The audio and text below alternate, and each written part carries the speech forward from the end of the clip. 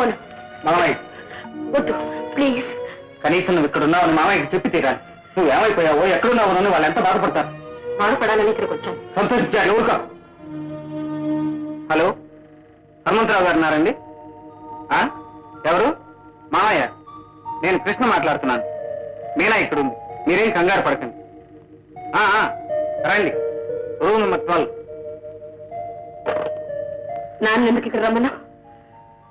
నిన్ను తీసుకువెళ్ళటానికి. నీ వెళ్తేగా తీసుకువెళ్ళడానికి. మీనా ఎక్కడికి? ఎక్కడికో అక్కడికి, నీకెందుకు? మీనా నన్ను పోనీ. బాగు, నీకు అంత ఇష్టం లేకపోతే మామయ్యతో నిన్ను పంపలేదు. నీ మీద నాకు నమ్మకం లేదు. నన్ను వదలు. వదలను. ఇప్పుడు వదలకపోతే జీవితాంతం భరించాల్సి వస్తుంది.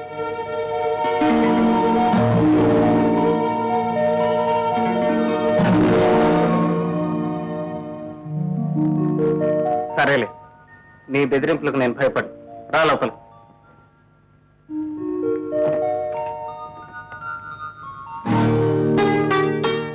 రామా, అసలు ఏం జరిగిందంటే కృష్ణ, మీనా తిరిగి తక్కుతనం వల్ల అంతా విన్నాను మావయ్య. రాజ్యాన్ని పంపించి ఇంటికి తీసుకుపోతాను. వద్దురా కృష్ణ, అపవాదిని అంటగట్టి రాజీని పంపించి నాకు ఇష్టం లేదు. అది ఏ తప్పు చేయలేదని నిరూపించి సలక్షణంగానే పంపిస్తాను. అసలు ఇదంతా నా కర్మనుకో. మీనా అతి గారాభంగా పెంచడం వల్ల నాకు ఈ శిక్ష జరగవలసింది. జరిగిలేదు, జరిగింది. దాని ఇంటికి రమ్మ. మీనా ఇలా రా. నేను రాను. నా పాపిష్టి మొహం చూడడం ఇష్టం లేని వాళ్ళ ఇంటికి నేను పోను. మీనా, నువ్వేం చిన్నపిల్లవు కాదు. బాగా ఆలోచించుకో. మీ అమ్మ నీ మీద పెట్టుకున్న ఆశలు నీ వమ్ము చేయకు. నలుగురిలో మమ్మల్ని నవ్వులు పని చేయకు. అది నీకు మాకు కూడా క్షేమం కాదు. నా మాట వినమ్మా, ఇంటికి వెళ్దాం. నేను రాను. మావయ్య, నేను మీనాకి నచ్చ చెప్పి తీసుకొచ్చి ఇంటి దగ్గర దింపుతాను. మీరు పదండి.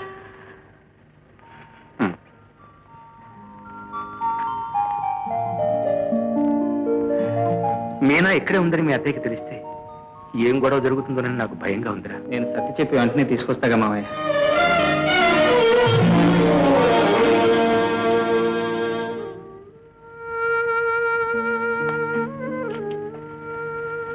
నేనా, నా మాట విను.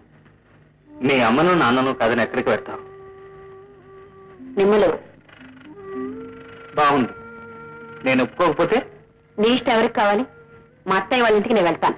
పెళ్లి కాని పరాయి పిల్లను అమ్మ ఏ అధికారంతో ఇంట్లో ఉంచుకుంటుంది? వెళ్లే ముందు ఆ అధికారం సంపాదించుకునే వెళ్తాను. ఆ ఇంటి కోరలుగానే వెళ్తాను. ఇప్పటికైనా నా మనసును గ్రహిస్తే నేను ధన్యురాలి. మాట్లాడమే. ఏం మాట్లాడమంటా? నువ్వు ఆవేశంలో ఏమేమో మాట్లాడేస్తుంటే. నీకైనా నువ్వు నన్ను అర్థం చేసుకుంది. ఇది ఆవేశం కాదు. ఎన్నాళ్ళ నుండో నా మనసులో ఉన్న మాట ఈ రోజు బయట పెట్టాను. చెప్పు. బాగుంది వరుస. ఉన్న పరంగా చెప్పడానికి ఇదేమి చిన్న సమస్య కాదు. నన్ను ఆలోచించుకోండి. ఇలా మాట్లాడుతూ కూర్చుంటే తెల్లవారిపోతుంది. పద, మీ ఇంటి దగ్గర దిగబెడతాను. వద్దు. నువ్వు నా మాట వినకపోతే నేను నీ మాట విన్నా. సరే, కాబోయే ఇళ్ళగా అయితే నీ మాట నేను వింటాను. పద. రండి. బాగున్నారా? అలాగే ఇంత తీసి లోపల పెట్టేసు. అమ్మాయి తిరిగిపోని వచ్చిందమ్మా. రండి. హలో, ఎవరు? శారదా. Good morning. అలాగే ఒక అరగంటలో పంపిస్తాను. గారు, నేనంటే నిద్ర లేవలేదా?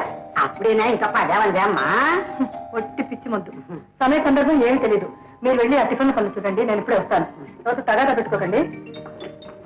ఆడా పాడా మధ్యలో కొట్టా నేను ఒక్కదాన్నే దొరికాను నీ ప్రాణానికి. నువ్వు చెప్పినట్టుగా పరుగు వెళ్ళి అన్ని పనులు చేయడానికి ఓ రమ్మంటారు అనుకున్నావా? అమ్మమ్మమ్మమ్మ, అలా అనకండి.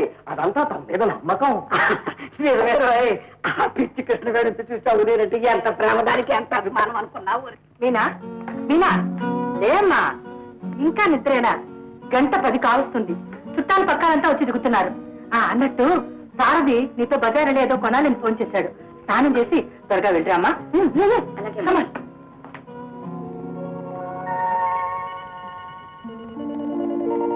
రామీనా,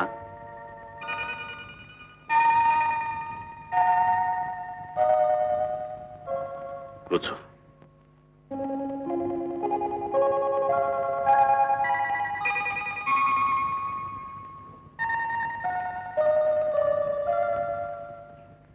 అలా ఉన్నారు? జ్వరమా? జ్వరం అయితే ఇంత బాధపడాల్సిన అవసరం లేదు. నీతో ఒక ముఖ్యమైన విషయం చెప్పాలి. చెప్పండి.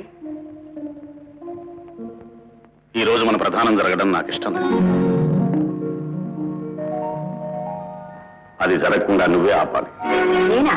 అవును, నువ్వే. బాగుంది. నేనెలా ఆపను? నీకు ఇష్టం లేదను, ఎవరినైనా ప్రేమించానను, ఆ పని మీరే చేయొచ్చుగా. నేను చేయవలసి వస్తే 10 మందిలో మీ పరువు ప్రతిష్టలు పోతాయి. పీటల వరకు వచ్చిన పెళ్లి ఆగిపోతే మగవాడినైనా నాకంటే నీకే ఎక్కువ నష్టం. బెదిరిస్తున్నారా? నువ్వెలా అనుకున్నా నాకు అభ్యంతరం లేదు. అంటే నేను చెప్పినట్టు నువ్వు చేయకపోతే మీ అమ్మా నాన్న ఈ జన్మలో తలెత్తుకోకుండా చేస్తాను. నీ ప్రవర్తన మంచిది కాదని, నీ చిన్ననాటి స్నేహితులతో నీకు సంబంధం ఉందని 10 మందిలో బయట పెడతాను.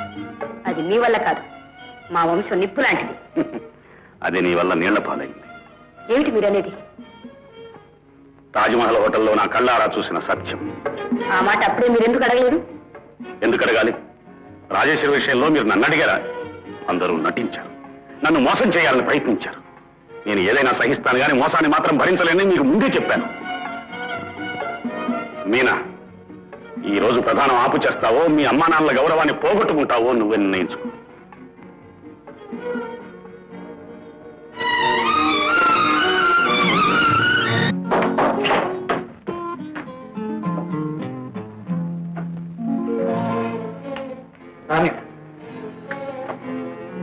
ఇతనే నా ఫ్రెండ్ మధు.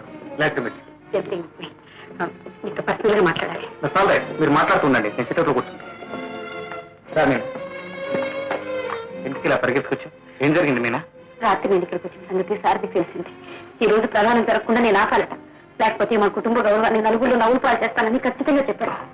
ఈ రోజు సాయంత్రంలోగా మన పెళ్లి జరిగిపోవాలి. మీనా, నీకేమైనా మర్చిపోయిందా? అవును, సారథ్తో ప్రధానం జరిగితే మతే కాదు మనుషుడే పోతాను.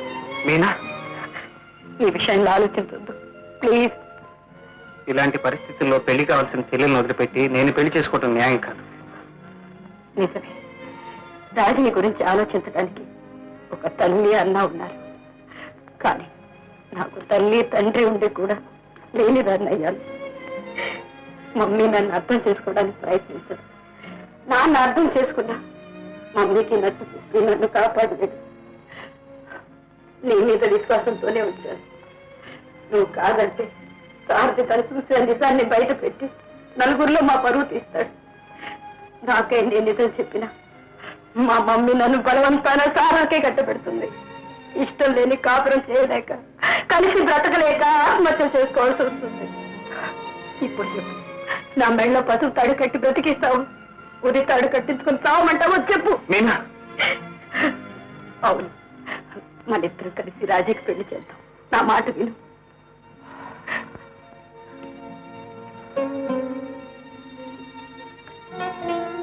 ఏమిటి ఆలోచిస్తున్నావు? ఆడదాన్ని నాకై నేను నిన్ను కోరి అడుగుతున్నానని సులకనగా చూస్తున్నావా? ఇదేమిటి ఇంత సిగ్గు లేకుండా ప్రవర్తిస్తుందని అసహించుకుంటున్నావా? మీనా, అదేం కాదు. నీలాంటి ఇల్లాల్ని పొందబోతున్నందుకు గర్వపడుతున్నా. నిజంగా? ప్రమాణ పూర్తిగా. ఏ, నా మాట మీద నమ్మకం లేదా? ఉండబట్టి నిన్ను కోరుకున్నాను. మధు, మధు, నేనంతా విన్నాను. మీరేం సీక్రెట్ గా మాట్లాడుకోలేదు. కంగ్రాచులేషన్. మీ పెళ్లి కావాల్సిన ఏర్పాట్లన్నీ నేను చేస్తాను. Thank you.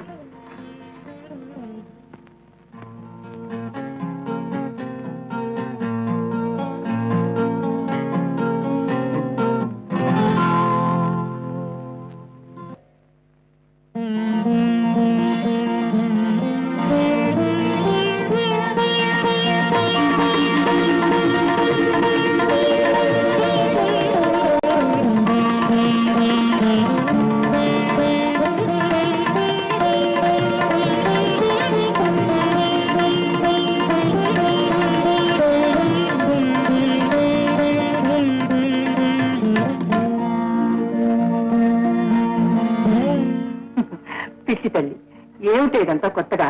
అమ్మవారి గుడికి వెళుతూ అత్తగారింటికి వెళ్తున్నట్టు బాధపడుతున్నావే. చూడు, ఈ పెళ్లి నిర్విఘ్నంగా జరగాలని, 1000 ఏళ్ళు పసుపు కుంకుమలతో నువ్వు పచ్చగా వర్తిల్లాలని అమ్మవారిని ప్రార్థించమ్మా. అమ్మా మీనా, జీవితంలో నేను కోరుకునేది ఆశించేది ఇంకేమీ లేదమ్మా. వెళ్ళమ్మా, వెళ్ళరా.